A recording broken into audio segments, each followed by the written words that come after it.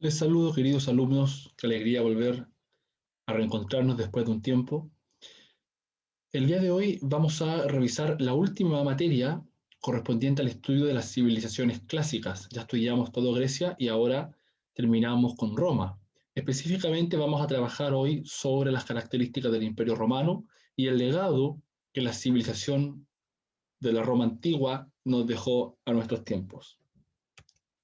Los objetivos que vamos a revisar son los siguientes: comprender las características del imperio y el proceso de caída del Imperio Romano de Occidente, y también, como ya les mencioné, eh, revisar las principales características del legado de Roma. Comencemos.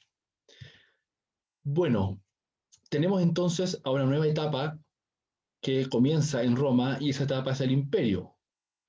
Ya sabemos nosotros que las etapas anteriores de Roma fueron la monarquía, con reyes, la república, con diferentes cargos liderados por cónsules, y ahora con el imperio, una nueva y última etapa, encontramos la figura de una sola autoridad conocida como el emperador. Este fue un periodo en general de bastante paz en Roma, lo que permitió también la extensión del territorio, extensión que el imperio pudo realizar gracias a el ejército poderoso que tenían y que habían construido durante los años. Es interesante también notar cómo la palabra imperio viene del latín imperium, que significa mando de tropas. Precisamente el imperio sustenta toda su organización y su poder en el mando de las tropas, en el mando del ejército. Y vemos acá en este mapa que Roma ya no solo es esa ciudad que nace aquí, donde está la flecha, en la península itálica, sino que se extiende por todo lo que hoy conocemos como Europa, España, Francia, Europa, Asia, parte de Asia, y también toda la costa africana. Tres continentes abarcaba ya el Imperio Romano. En este periodo del imperio, nos preguntamos entonces cómo es que esta civilización logra sobrevivir tanto tiempo, eh, y sin que se dieran mayores rebeliones, conflictos o guerras con los pueblos conquistados.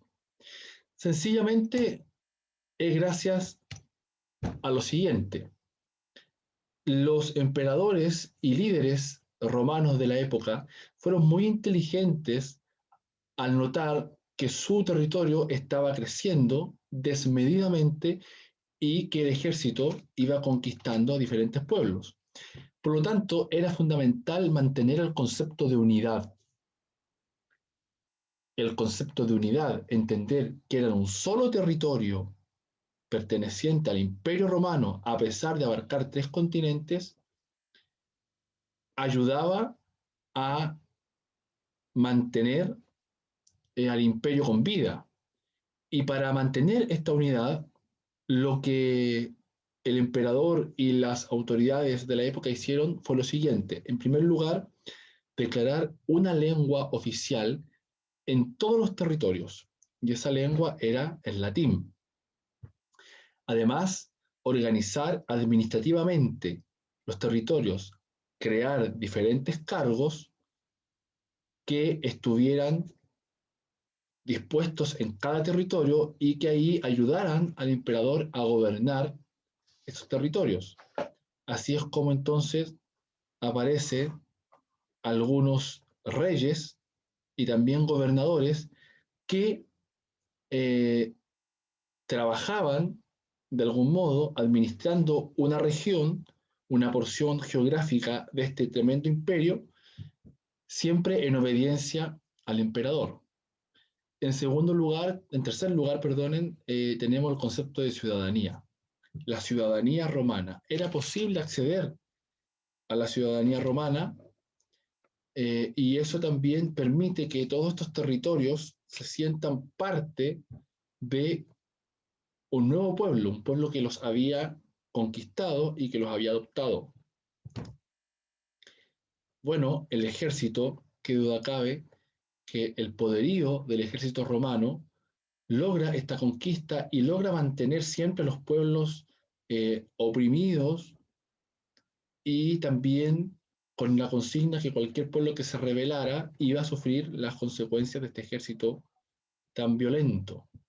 Las carreteras también, Roma imperial construyó diferentes carreteras que lograron la unidad en este vasto territorio y por último el derecho romano, un conjunto de leyes que regía o tenía validez en todo el imperio. Estos 6 conceptos, si los sumamos, si los unimos, eh, crean una unidad. Vuelvo a repetir, a pesar de que el imperio romano abarcaba 3 continentes, las personas que habitaban en estos continentes, siendo tan diferentes, siendo distintos en culturas, en lenguas, lograban entender que pertenecían a un imperio por las razones que ya les di. Y esto permite, en definitiva, que el imperio logre vivir tantos años. En el imperio vemos una reducción en las magistraturas, en los cargos. Tenemos la presencia del emperador, evidentemente, quien es el máximo líder del Estado, es un tipo de rey absoluto, es decir, tenía todo el poder, eh, un emperador vitalicio, es decir, duraba toda la vida, y al momento de fallecer, su cargo era hereditario, pasaba a un miembro de la familia. Eh, Entre sus facultades estaba el control total del ejército, el mando de otros cargos también de otra magistratura, aprobar las leyes y tener el control y la dirección de todos los territorios. Acá tenemos ya, por otro lado, una magistratura conocida, una magistratura que siempre estuvo presente en toda la historia romana y que es el Senado. El Senado acá pierde de algún modo poder, no tiene tanto poder como en la República, pero sigue siendo un representante de los ciudadanos romanos, eh, siempre compuesto de los terratenientes, de los dueños de la tierra y de las familias más ricas romanas.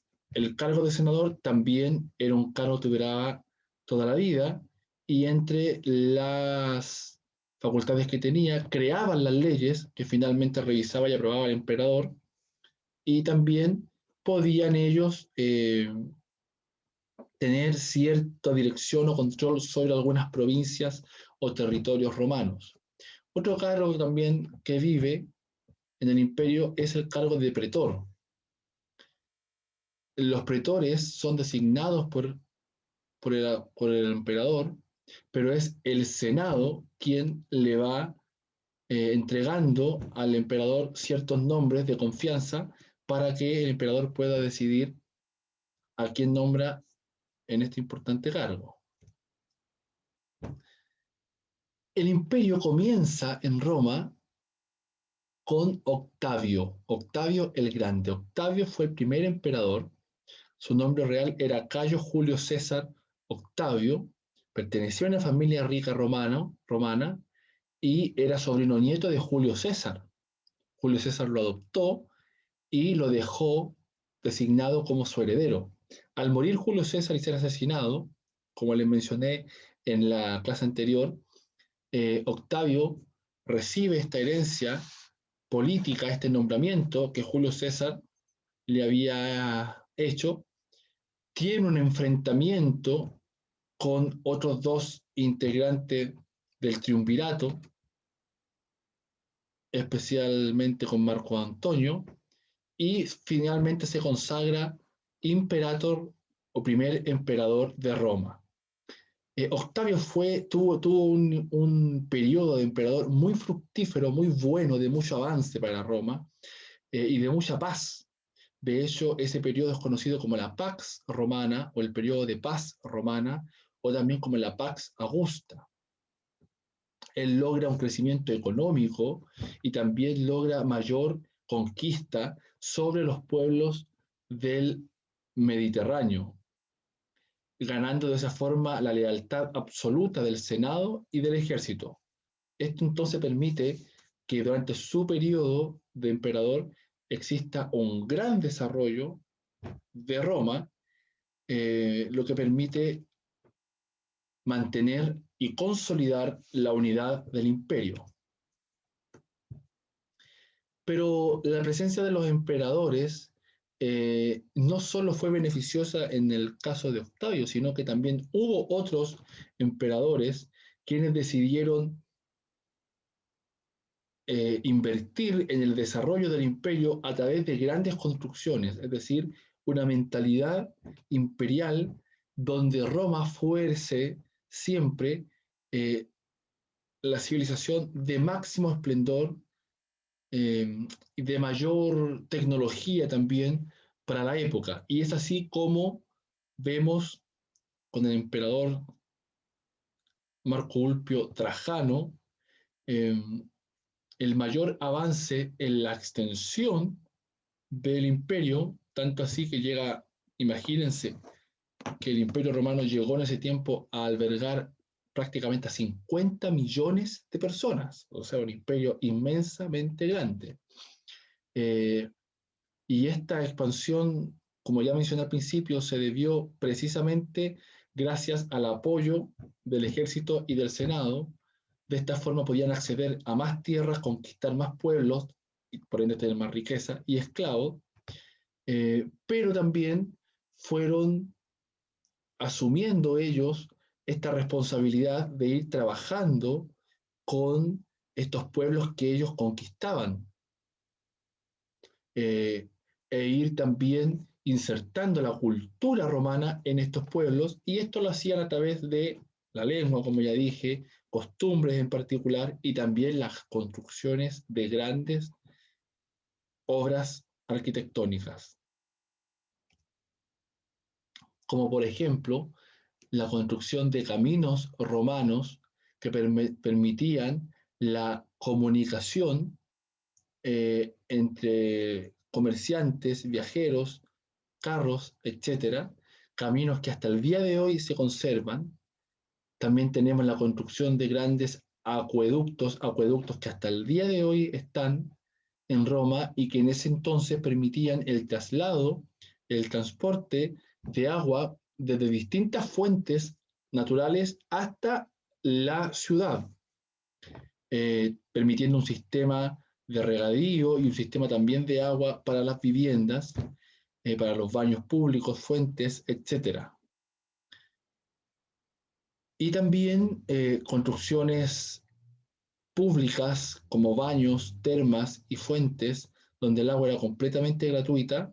Existieron alrededor de 1000 fuentes que permitían el desarrollo cultural y también el intercambio comunitario entre las conversaciones que se daban con las personas. Así también los baños y las termas romanas fueron espacios públicos y privados que permitían eh, el encuentro social, espacios de reunión y también donde se gestaban importantes negocios y acuerdos. Todos tenían tecnología muy avanzada para la época. El hombre actual, los arqueólogos actuales siguen descubriendo invaluables tesoros que han sobrevivido al paso de los años y nos dan a conocer un poco la forma en que vivían los romanos. También tenemos el anfiteatro o el coliseo, ¿ya? Inicialmente se llamaba anfiteatro de Flavio,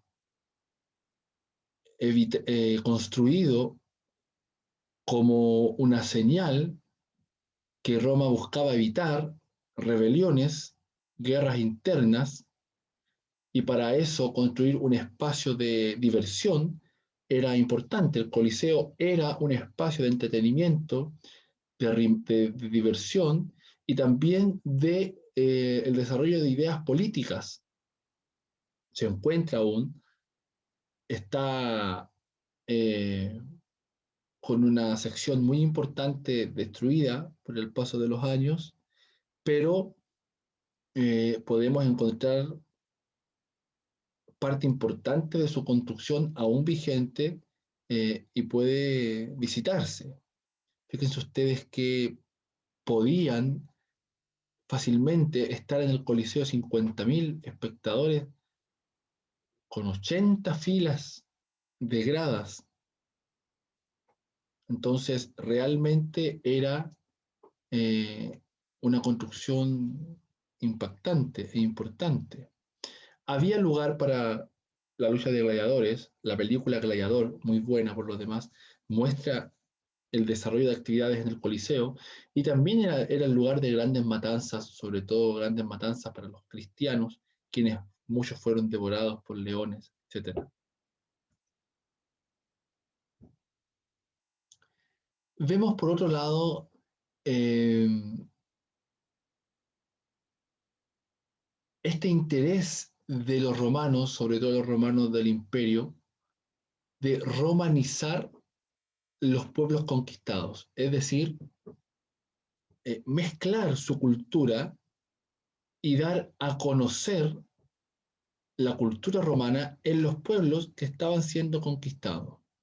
De esta forma, estos pueblos tuvieron acceso a tecnología romana, a mejorar sus condiciones de vivienda, sus condiciones de espacios públicos y también a adoptar costumbres, a adoptar nuevas autoridades políticas y también religiosas. Eh, los pueblos conquistados tuvieron la posibilidad también de acceder al derecho romano y en muchos casos reemplazaron incluso su lengua por el latín. Ahora, esto al mencionarlo y hablarlo puede parecer un proceso muy fácil, pero fue un proceso violento en muchos casos. Imagínense renunciar a toda una forma de vida para adoptar otra y mediante la violencia. Entonces, para nada fue fácil el proceso de romanización que se da en el imperio.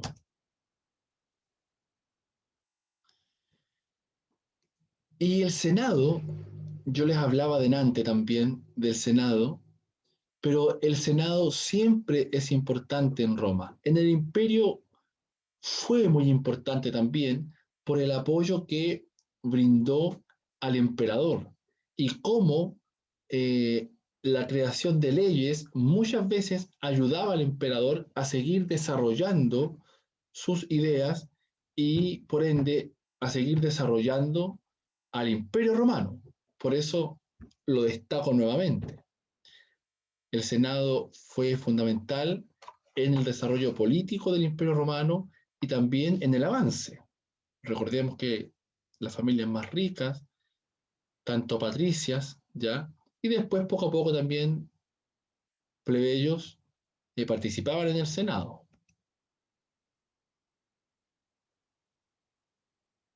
El latín, el idioma latín era el idioma del imperio y se extendió por todo el imperio y fue declarado la lengua oficial.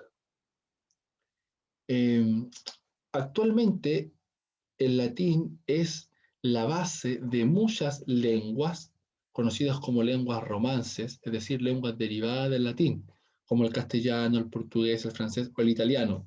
Y por esa razón, cuando uno escucha hablar un italiano, por ejemplo, hay frases o palabras que medianamente logra entender. Y es porque el italiano y nuestro castellano o nuestro español tiene una raíz similar, una misma raíz, y esa raíz es el latín. Del latín nacen palabras para estas lenguas, entre esas la nuestra. Fue un tremendo aporte de Roma al mundo.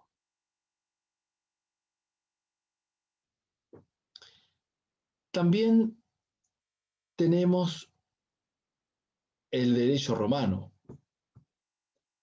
El derecho romano fue un tremendo aporte que Roma hace, si bien es cierto, al imperio, pero también al mundo. La mayoría de las leyes o de los códigos de los países, entre esos el nuestro, se inspiran en el derecho romano, específicamente en eh, el derecho civil y el derecho de gentes, el jus civilis y el jus gentium.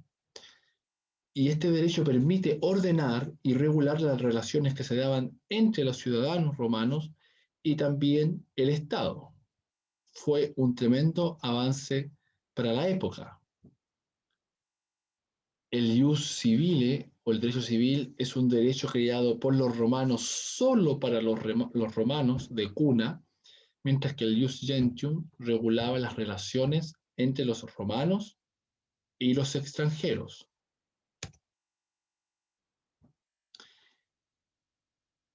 Otro aporte también de Roma o legado, si así se quiere mencionar, es la arquitectura y las grandes construcciones que encontramos en ella. Eh, Destacamos algunas delante, pero lo valioso de esto es que han pasado los años, miles de años, y podemos seguir observándolas y siendo un aporte cultural, pero no solo un aporte cultural, sino también una inspiración para las generaciones y también para las construcciones. Imagínense construir este tipo de obras en ese tiempo, hace 2000, 2500 años atrás, y lograrlo con tal nivel de perfección es realmente un hito muy importante que puede nuestra generación seguir observando. Acercándonos al final, eh, encontramos que llega un minuto en que este imperio es tan grande, que se hace difícil de administrar. Y como es difícil de administrar, el emperador Teodosio decide repartir el imperio entre sus dos hijos. Su hijo Arcadio fue designado emperador de Roma en Oriente y su hijo Honorio, que era el hijo menor, fue designado emperador en Occidente. Bien, lamentablemente esto fue el inicio del fin del imperio. ¿Por qué razón? Ya lo explico. Tenemos acá una fotografía de Teodosio y su hijo Honorio, muy joven, y Arcadio. Ya dije, Honorio, emperador de Occidente, Arcadio, emperador de Oriente. Bueno, tristemente lo que sucede con el Imperio Romano de Occidente, poner atención por favor, es que eh, al ver, al ver un sector del imperio, eh, la poca experiencia del emperador Honorio, tan joven, comienzan a gestar una serie de traiciones y de disputas por el trono. Eh, Honorio pierde el apoyo del ejército y por ende ya le costaba controlar sus tierras. Honorio también encuentra mucha traición por parte de los miembros del Senado, pierde el apoyo político y eh, en definitiva esta tremenda extensión de imperio, del imperio romano de Occidente, es impactada mucho más con diferentes pueblos que comenzaron a invadir a la Roma occidental, especialmente los pueblos bárbaros. Ellos comienzan a invadir al Imperio Romano de Occidente y finalmente Roma es saqueada, invadida, y eso marca el fin del Imperio Romano de Occidente. No confundir, por favor. El Imperio Romano de Occidente cae en el siglo V, pero el Imperio Romano de Oriente sigue viviendo prácticamente 1000 años más, hasta aproximadamente el año 1453, siglo XV, con la toma de Constantinopla. De esta forma, queridos alumnos, terminamos la revisión de Roma y vamos a dar inicio a un nuevo contenido en las próximas clases, específicamente la Edad Media, contenido sumamente interesante. Los invito a que revisen el material, se apoyen en el texto de estudio, me hagan las consultas, siempre me pueden escribir a directorjohncrane@gmail.com o a gerson.moya@colegiojohncrane.cl o por los comentarios del IRMI, estoy atento. Además, los invito a que revisen la evaluación 1, la evaluación 2, y que las manden. Si no las han hecho, si no las han subido, no importa, tienen oportunidad, revísenla, háganla y envíenla. Yo estoy atento, estoy revisando. Chicos, les mando un abrazo, que sea de provecho, cuídense mucho. Nos vemos. Chao, chao.